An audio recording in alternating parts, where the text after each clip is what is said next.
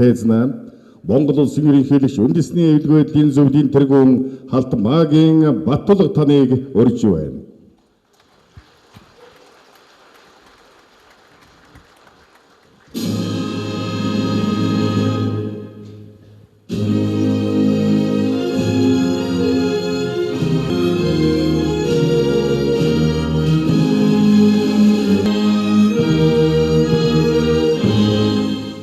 За та бүхэнд өглөөний минь төргийа бид нар ээлжид зөвлөгөөнөө хийх гэж байна. Энэ зөвлөгөө маань өнөөдөр бидний өмнө тулгамдаад байгаа, дэлхийд даяар тулгамдаад байгаа, Монгол оронд маань онцгой тулгамдаад байгаа усны асуудлаар хэлцэх юм аа.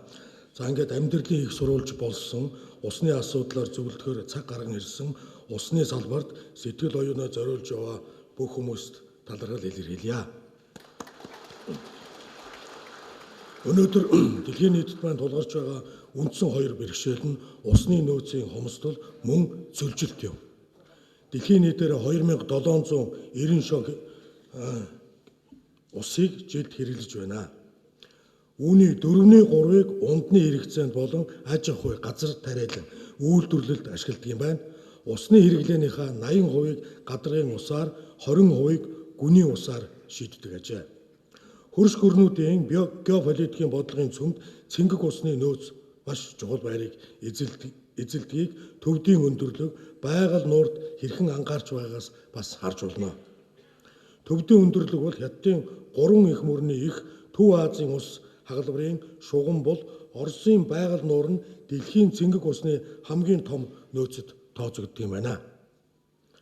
Хойд хөрш байгаль нуурын усны нөөцийг парк болгон зарласан.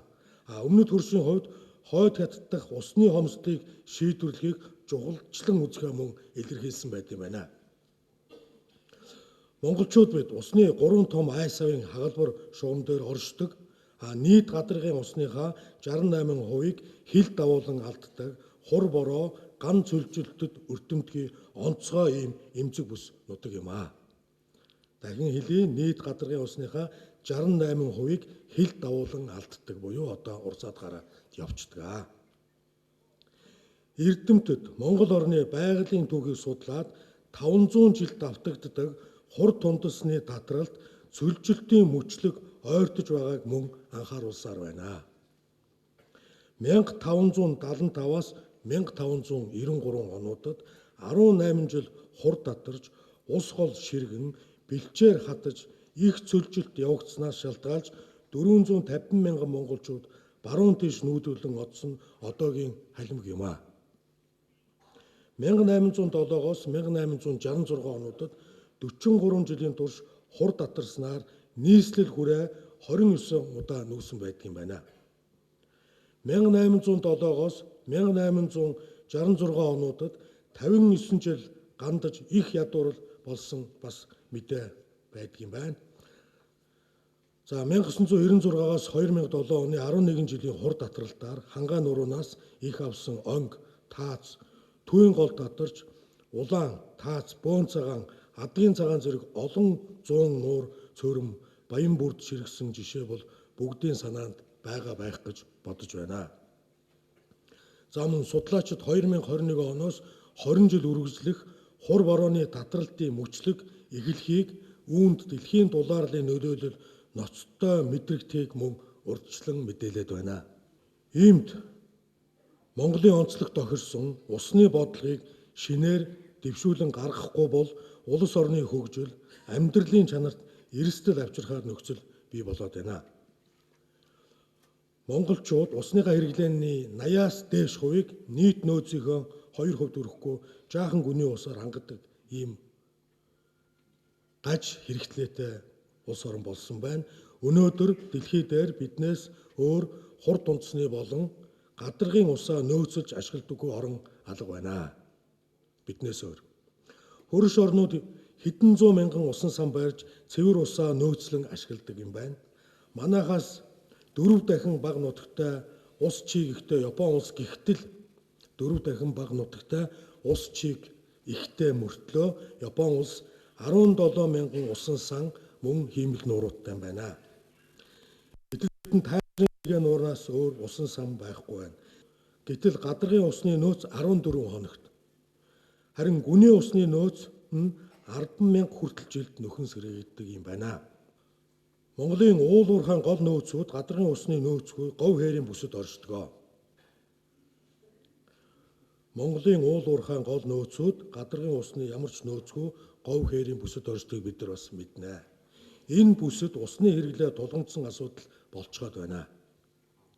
Манай нутаг дээр бууж байгаа нийт хурд үндэсний 10 гаруй хувь нь л гадагш урсан гарч 90 орчим хувь нь ууршиж дэгдэг болохыг мөн эрдэмтэд судалжээ. Усны тоо бүртгэлийн 2018 оны дүн мэдээнээс үзэхэд 527 гадаргын усны их үүсвэр хатаж ширгэсэн байх юм а. Төв аймагт гэтэл 94 гадаргын усны их үүсвэр хатаж ширгэснээс ердөө 15 нь бусаж сэргсэн гэсэн тоо мэдээлэл байна. Энэ бүхнээс үүдэн усны бодлого засаглалыг үндэсний аюулгүй байдлын төвшөнд авч үзэн олон салбарын зохицуулалт шаардсан энэ чухал стратегийн эрдэсийн асуудлаар томоохон шинжилэл хойшлуулалтгүйгээр хийх цаг болжээ. Байгалийн баялаг усны нөөц ашигласны төлбөр ямар нэгэн хэлбэрээр хийгдэж байгаа ч зарим салбарт усны үн цэнийг ахиулах төлбөрийг хуулийн дагуу зөв зохицуулах шаардлага мөн бидний өмнө тулгараад байна. 2018 оны байдлаар ус ашигласны төлбөрт 46.7 тэрбум төгрөг улс орон нутгийн төсөвт төвлөрсөн байна. Энэ мөнгөний 96% нь усны хэрэглээний 17%-ийг эзэлдэг уул уургаагаас оржээ. 83%-ийг эзэлж байгаа бусад хэрэглэгчид нь төлбөрөөс бас чөлөөлөгдсөн байх юм байна. Усны тухай хуулиар энэ төлбөрийн 35% буюу 16.3 тэрбум төгрөг жилбэр ус орчныг сэргээх, нөөцийг нэмэгдүүлэх, бохирдлыг бууруулахад зарах ёстой байтал дөнгөж талыг нь буюу 8 тэрбум төгрөгийг дээрх зорилгоор зарцуулсан байна. Хуульд заасан хувь хэмжээгээр жил бүр ус хоригдлуурын усан сан, цөөрөм, бохир ус цэвэрлэх байгууламжийн засвар, гүний усны хайгуул зарцуулсан бол чамлахааргүй үр дүнд хүрсэн байсан бизээ. Одоо та бүхний анхааралд бас нэг богинохон видео танилцуулъя, нэг 5 минут орчим. Израиль улс ашигласан усыг дахин цэвэршүүлэн хэрэглэдгээрээ дэлхийд тэргүүлж байна. Тус улс нь хуурай, хагас хуурай уур амьсгалтай гадаргын цэвэр усны нөөц хомс, улс орны усны хэрэгцээг бүрэн хангах байгалийн их үүсвэр багтаа орон. Энэ нь усны менежмент, усны түгээлт, усыг цэвэрлэж эргүүлэн ашиглах шилдэг технологи болон менежментийн шийдлийг эрхэм зорилго болон хэрэгжүүлэхэд хүргэж, улмаар шилдэг дуршлаг, олон тооны менежментийн шинэ арга хэрэгсэл, үндэсний технологиг бий болгон хөгжүүлэхэд хүргэсэн байна. Газар тариаланд ашиглаж байгаа усны 80 орчим хувийг цэвэршүүлсэн болон борооны ус эзэлж байгаа туршлага нь дэлхийн хаанч байхгүй. Израилийн ус хангамж болон цэвэрлэх байгууламж Израилийн түүхийн хөгжилтэй нэгт холбоотой байдаг. Усны инженерчлэл нь тус улсын эдийн засгийн доктортой байтал өсөлтөнд чухал үүрэгтэй гэж үздэг. Умар зүгийн гол гойрох усан сангаас далай тэнгисээс шууд ус татах, газрын доорх усыг оновчтой ашиглах, бохир усыг цэвэршүүлэх зэрэг томоохон арга хэмжээг хэрэгжүүлдэг. 1984 онд Кишн ус цэвэршүүлэх байгууламжийг умарт Израильд байгуулж байсан юм. Өнөөдөр Израиль улс нь бохир усыг дахин цэвэршүүлэн ашиглах талаар дэлхийд тэргүүлэгч орон болжээ. Жишээ нь 2012 онд Нэгдсэн үндэстний байгууллага тус улсын бохир ус цэвэрлэх байгууламжийг дэлхийн жишг хэмээн тодорхойлсон.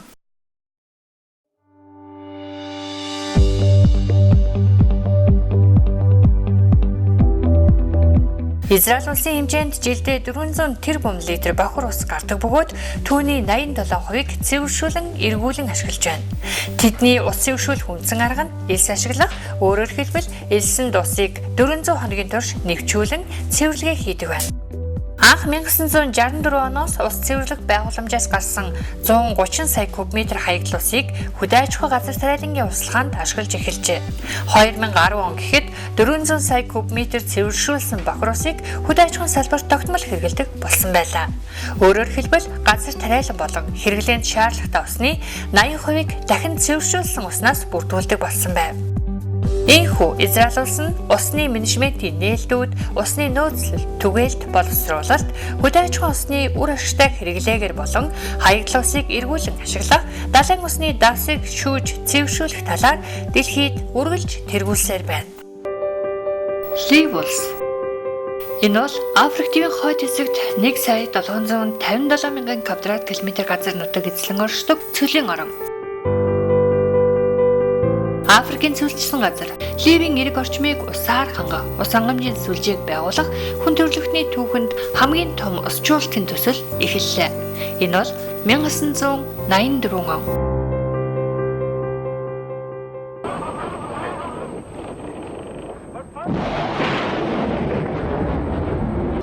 Усан сангийн байгууламжийн ажиллагаа үндсэн 5 үе шатаар хэрэгжижээ. Эхний үе нь 1991 оны 8 сарын 28-нд эхэлсэн 85 сая метр куб хөрсөнд малталт хийх их ажил байлаа. Элсэн цөлийн хуурай элс шороо шуурга зэрэг нь төслийн баг ихнийг зогсоож чадаагүй юм.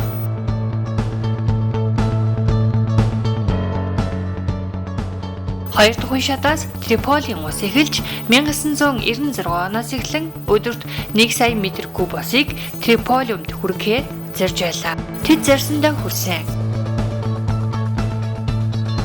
Гуравдугаар үе шат нь Куфрагаас Бенгазиг хүртэлх ус дамжуулах томоохон хэмжээний хоолойг барьж дуусгах.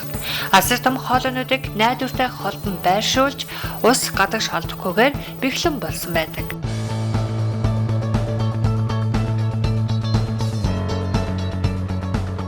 Сүүлийн 2 үе шат нь Тобрук хотод шинэ барууны салбар байгуулах бөгөөд ингэснээр эдгээр салбаруудыг Сирт хотын ойролцоо нэгэн систем болгон нэгтгэх ажил байлаа. 500 метрээс илүү гүнтэй 1300 гаруй худагтай ус дамжуулах асар том хоолой энэхүү систем нь өдөрт 6 сая 500 мянган метр куб одны усаар Трипол, Бенгаз, Сирт зэрэг хотуудыг хангадаг. Ливийн удирдагч нэгэнтээ энэ бүхнийг дэлхийн 8 дахь гайхамшиг гэж нэрлэж байсан удаатай. 2008 онд Гиннесийн амжилтын номонд их бүтээн босгалтын үр дүнд байгуулагдсан усан санг дэлхийн хамгийн том усжуулалтын төсөл хэмээн хүлээн зөвшөөрсөн.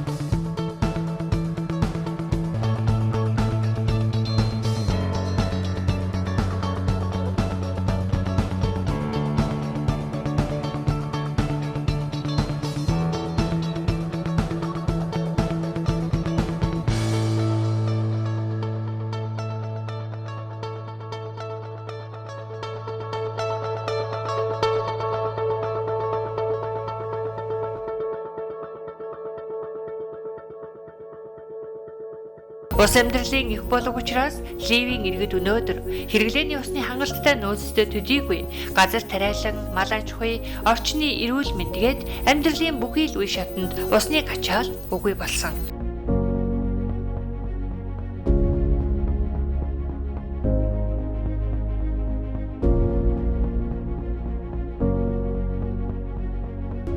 Түүнчлэн усан сан байгуулах төсөл хэрэгжснээр Африкийн элсэн цөлд баян бүрд бий болж чадсан нь төслийн бас нэгэн чухал үр дүн юм.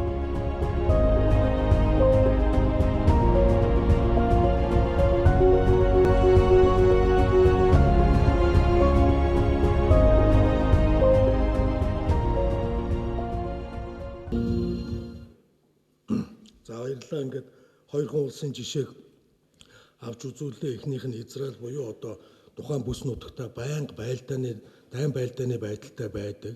Одоо шашин хоорондын маргалдаан ихтэй ийм улс орон.